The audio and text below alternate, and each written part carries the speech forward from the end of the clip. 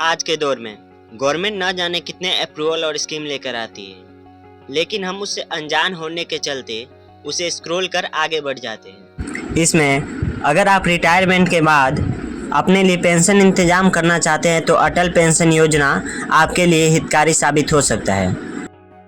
आइए जानते हैं अटल पेंशन योजना से जुड़ी कुछ खास बातें। अटल पेंशन योजना के तहत 60 साल का होने पर हर महीने 1000 से लेकर 5000 रुपये की पेंशन मिलती है। इस स्कीम में हर महीने 210 रुपये जमा करके 5000 रुपये महीने पेंशन का इंतजाम कर सकते हैं। ऐसे में इस योजना के जरिए आप अपने बुढ़ापे को आर्थिक सुरक्षा दे सकते हैं। आज हम आपको इस योजना के बारे में बता रहे हैं ताकि आप भी इसमें निवेश करके अपने लिए पेंशन का इंतजाम कर सके। इस योजना से जुड़े कुछ तथ्यों के बारे में जानते हैं। 18 से 40 उम्र के सभी भारतीय इसका फायदा ले सकते हैं। 60 साल की उम्र पूरी होने पर पेंशन शुरू हो जाएगी। पेंशन राशि को मासिक 1000 रुपये, 2000, 3000, 4000 से लेकर 5000 के रूप में चुन सकते हैं। 60 साल की उम्र होने पर पेंशन शुरू हो जाएगी। इस योजना में किए गए योगदान राशि आयकर धारा 80CCD के तहत टैक्स के लिए छूट योग्य है। अगर आप इनकम टैक्स के दायरे में आते हैं तो आप इस योजना का लाभ नहीं उठा सकते हैं। योजना में शामिल होने के लिए सेविंग बैंक अकाउंट, आधार और एक्टिव मोबाइल नंबर का होना जरूरी है, यानी कि सभी आपके पास अपडेट होना जरूरी होना चाहिए और आपके ऊपर कोई भी टैक्स, इनकम टैक्स नहीं लागू होना चाहिए उस समय। इस योजना के तहत कुछ शर्तें हैं। 20 साल के लिए करना होता है इसमें निवेश। अटल पेंशन योजना के तहत 60 साल का होने पर हर महीने 1000 से लेकर 5000 रुपये की पेंशन मिलती है। इसमें 18 साल से लेकर 40 साल तक के व्यक्ति इसमें निवेश कर सकते हैं। कोई शख्स इस स्कीम को लेता है तो उसे कम से कम 20 साल निवेश करना होगा। आपकी पेंशन के हिसाब से आपका निवेश का अमाउंट तय होगा। इस योजना में निवेश के लिए आपके अमाउंट से कितना कटेगा यह इस बात पर निर्भर करेगा कि आप रिटायरमेंट के बाद कितनी पेंशन चाहते हैं। 1 से 5000 रुपये प्रति माह पेंशन लेने के लिए सब्सक्राइबर को 42 से लेकर 210 रुपये प्रति माह तक भुगतान करना होगा। यह 18 साल की उम्र में स्कीम लेने पर होगा। वहीं यदि कोई सब्सक्राइबर 40 साल की उम्र में स्कीम लेता है तो उसे 291 से लेकर 1454 रुपये प्रति माह का कंट्रीब्यूशन करना होगा। सब्सक्राइबर जितना ज़्यादा कंट्रीब्यूशन करेगा उसे रिटायरमेंट के बाद उतनी ही ज़्यादा पेंशन मिलेगी। इस योजना में अगर 18 साल का कोई व्यक्ति हर महीने 42 रुपये जमा करे तो उसे 60 साल के बाद हर महीने 1000 रुपये पेंशन मिलेगी।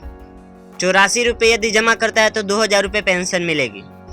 126 रुपये यदि जमा करे तो 3000 रुपये पेंशन मिलती है और 168 रुपये के लिए 4000 और 210 रुपये जमा करे तो 5000 रुपये पेंशन मिलेगी।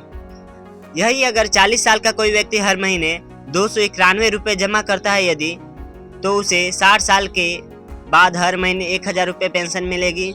582 रुपये जमा करेगा तो 2000, 873 तो 3000, 1164 रुपये तो 4000 रुपये, 1454 रुपये जमा करे तो 5000 रुपये पेंशन मिलेगी। यही 19 से 39 साल के लोगों के लिए भी अलग अलग अमाउंट तय किया गया है। आप इसे ऑनलाइन या बैंक जाकर पता कर सकते हैं। अपनी सुविधा के हिसाब से दे सकते हैं किस्त।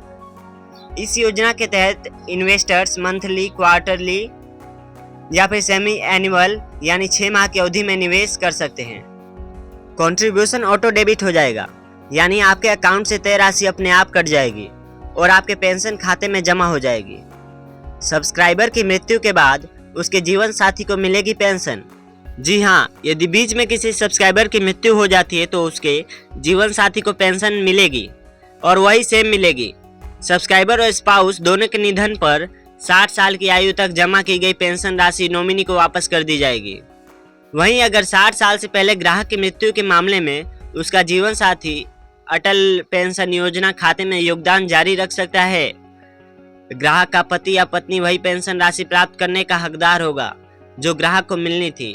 वहीं अगर वो चाहे तो ऐसा न करके अटल पेंशन योजना खाते में जमा पूरा पैसा निकाल सकता है।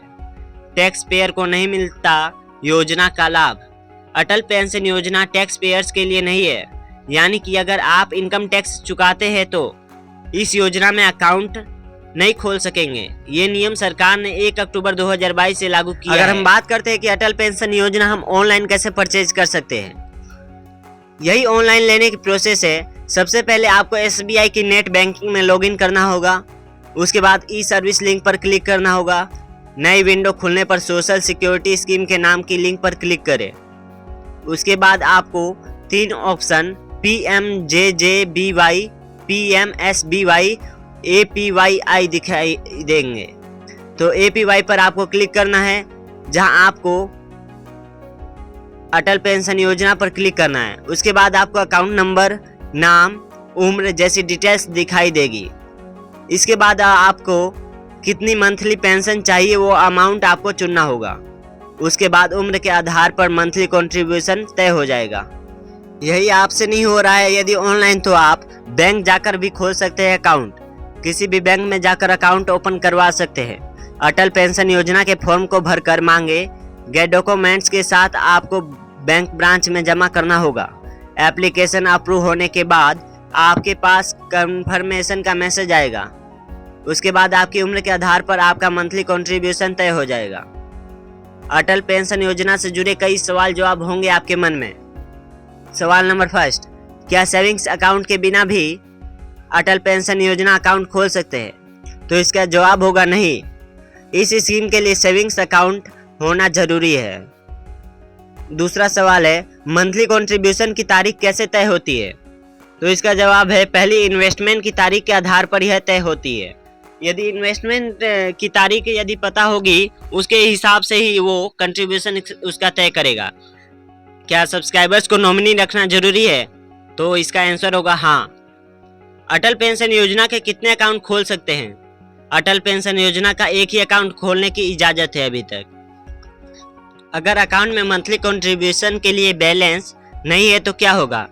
यदि आपके अकाउंट में मंथली कंट्रीब्यूशन करने के लिए आपके अकाउंट में बैलेंस नहीं होने पर आपके ऊपर जुर्माना लग सकता है।